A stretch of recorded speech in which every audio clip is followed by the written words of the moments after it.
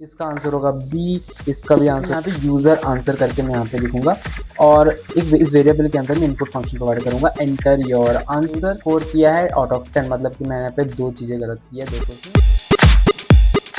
Guys and welcome back to the channel. इस video के अंदर मैं आपको ये बताऊंगा कि किस तरीके से हम पाइथन को यूज करके एक क्विज गेम को बना सकते हैं एकदम अच्छे तरीके से, एकदम क्लियरली मैं आपको इस वीडियो के अंदर बताने वाला हूं।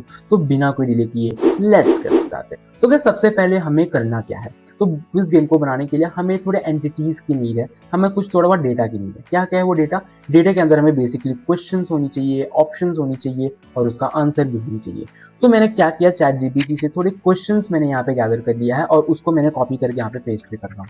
तो अब देख सकते हो कि यहाँ पे मैंने लगभग 10 क्वेश्चन को कॉपी करके पेस्ट कर दिया हूँ। And no need to fear, मैं ये जितने भी क्वेश्चन है मैं आपको डिस्क्रिप्शन के अंदर दे दूंगा, आप जाके उसको कॉपी करके यूज कर सकते हो। ओके, तो अभी हमें करना क्या है, बेसिकली इन क्वेश्चंस को यूज करके हमें एक क्विज गेम को बनाना है। तो सबसे पहले मैं करूंगा क्या, देखना फर्स्ट ऑफ ऑल मुझे करना क्या है, इस क्वेश्चंस के अंदर जितने भी क्वेश्चंस है, मतलब कि ये क्वेश्चंस वेरिएबल के अंदर मैं इसको हटा देता हूँ ताकि आपको कोई दिक्कत नहीं आ जाए।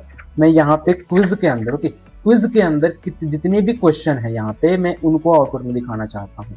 तो इसके लिए हम करेंगे कि इसके लिए बेसिकली एक ही सॉल्यूशन होता है जो कि बहुत पॉपुलर है, जिसको हम यूज करने वाले हैं यहाँ पे फॉर लूप को। तो इस फॉर लूप को यूज करके ना हम अपने क्विज के अंदर लूप को चलाएंगे और फॉर लूप को ये बताएंगे कि इस क्विज के अंदर जो क्वेश्चन है इसके अंदर जो भी डेटा है उस मतलब इसके अंदर जो भी आइटम सेव हुआ है उसको हमें आउटपुट में दे दे।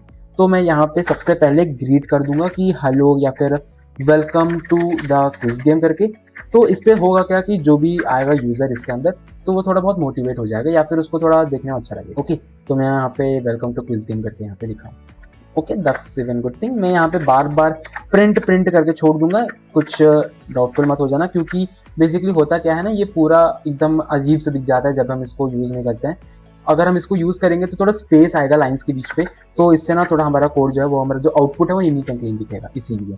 ओके, तो सबसे पहले मैं क्वेश्चन को प्रिंट करने के लिए मैं यहाँ पे फॉर आई इन क्विज करके मैं यहाँ पे लिखूंगा, क्योंकि मैं अपना फॉर लूप को चलाऊंगा इस क्विज के अंदर। तो मैं जब प्रिंट करूंगा आई को तो बेसिकली करेगा क्या, मेरे इस क्वेश्चन क्विज के अंदर जितने भी क्वेश्चन है ना वो यहाँ पे मुझे आउटपुट के अंदर दे देगा। अब देखो यहाँ पे क्वेश्चन दिया है, फिर इनका ऑप्शंस दे दिया है, एज वेल एज इनका आंसर भी दे दिया है, फिर क्वेश्चन दे दिया, फिर ऑप्शंस दे दिया, फिर आंसर दे दिया, राइट।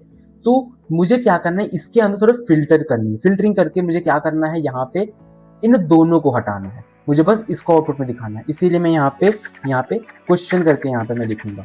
तो यहाँ पे होगा क्या, सिर्फ और सिर्फ क्वेश्चंस आ जाएंगे, सिर्फ और सिर्फ क्वेश्चंस आ जाएंगे। ओके, फिर से मैं यहाँ पे प्रिंट फंक्शन को बार बार यूज करूंगा ताकि हमारा कोड के बीच में, मतलब कि आउटपुट के अंदर यहाँ पे स्पेस हो जाए। तो आप देखो कि यहाँ पे स्पेस आ रहा है, पहले नहीं आया था, राइट। तो देखो पहले एकदम मिस जैसा लग रहा था, अभी ये थोड़ा बहुत नीट एंड क्लीन दिख रहा है, राइट। तो यहाँ पे हमने क्या किया, अपना क्वेश्चंस को यहाँ पे आउटपुट में दिखा दिया। अब हम करेंगे क्या, क्वेश्चंस आ गए, लेकिन हमें क्वेश्चंस के साथ साथ हमें उसका ऑप्शंस भी दिखाना पड़ेगा। तो ऑप्शंस को दिखाने के लिए हम सेम तरीका यूज करेंगे।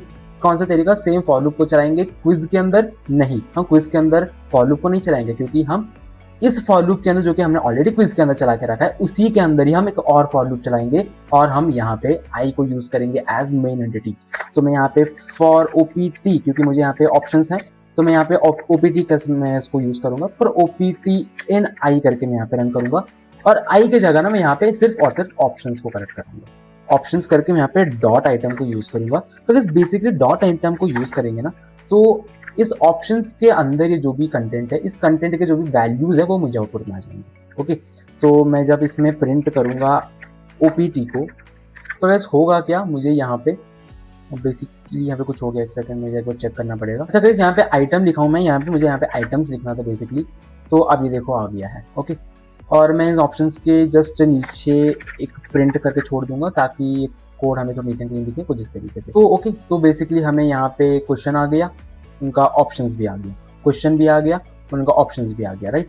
तो अब ये कोड हमारे लिए रेडी टू यूज नहीं है, क्योंकि अभी तक हमने क्वेश्चंस को दिखाया और ऑप्शंस को दिखाया। अभी हमें करना क्या है, अभी हमें एक इनपुट लेना है। इनपुट क्यों लेना है गाइस, इनपुट को लेके हम यूजर से करेक्ट आंसर को निकालेंगे। तो बेसिकली यहाँ पे यूजर आंसर करके मैं यहाँ पे लिखूंगा और एक इस वेरिएबल के अंदर मैं इनपुट फंक्शन प्रोवाइड करूंगा, एंटर योर आंसर करके, और यहाँ पे मैं ए करके और यहाँ पे मैं B करूँगा, C करूँगा और D करूँगा, और जो भी मैं इस इनपुट फील्ड के अंदर लिखूंगा वो मुझे कैपिटल लेटर्स में चाहिए। तो मैं यहाँ पे अपर को करके, तो मैं डॉट अपर को यूज़ करूँगा, तो यहाँ पे मैं जो भी लिखूंगा वो मुझे कैपिटल लेटर्स में आ जाए। उसके बाद मैं यहाँ पे कंडीशनल्स को यूज़ करूँगा। तो इस कंडीशनल्स को यूज़ करके मैं पहले ये चेक करूँगा कि अगर यूज़र का आंसर सही है तो आउटपुट राइट आंसर आनी चाहिए, अगर यूज़र का आंसर गलत है तो आउटपुट रॉन्ग आंसर आनी चाहिए। तो मैं सबसे पहले if user answer is equal to I का आंसर करके यहाँ पे दिया है। अगर गाइस ये अगर यूज़र का आंसर और आई का आंसर दोनों सही है तो प्रिंट कर दो कि करेक्ट आंसर, और यहाँ पे मैं एक एम्प्टी छोड़ दूंगा ताकि नीचे थोड़ा स्पेस मिले, और एल्स करके मैं यहाँ पे लिखूंगा प्रिंट करके रॉन्ग आंसर। तो यहाँ पे मैं एल्स क्यों किया हूँ मैं आपको बताता हूँ। तो गाइस एल्स को मैं इसलिए लिखा हूँ क्योंकि पहला यहाँ पे 2 ही कंडीशन, या तो आंसर सही होगा या तो आंसर गलत होगा। तो गाइस अगर आंसर सही होगा तो आउटपुट हमने क्या आएगा, हमने यहाँ पे डिसाइड कर दिया। अब बचा एक ही कंडीशन है जो कि वो आंसर रॉन्ग हो सकता है। ओके, तो इसीलिए मैं यहाँ पे लिख दिया। तो गाइस जैसे कि यहाँ पे यूजर का आंसर सही होगा तो ये बोलेगा करेक्ट आंसर, अगर गलत होगा तो बोलेगा रॉन्ग आंसर। मैं एक एग्जांपल दिखाता हूँ। तो गाइस पहला क्वेश्चन ये है कि what will be the output print 5 + 5। तो गाइस इसका आंसर बेसिकली 55 होगा, तो ऑप्शन बी होगा इसका। तो देखो यहाँ पे करेक्ट आंसर करके आया। तो गाइस इसका बेसिकली आंसर होगा ऑप्शन बी। तो मैं यहाँ पे ए करके लिखता हूँ, तो देखो ये हमें रॉन्ग आंसर बताएगा। तो गाइस हमारा ये जो कोड है ये एकदम परफेक्टली वर्क कर रहा है। ओके, अब मैं यहाँ पे इसको थोड़ा बहुत और अच्छे तरीके से कराने के लिए मैं यहाँ पे स्कोर को ऐड करूंगा। तो score is equals to by default 0 रहता है, और जब भी हम यहाँ पे करेक्ट आंसर देते हैं तो स्कोर ऐड होते जाएगा। तो score plus is equals to add होते जाएगा 1 के साथ।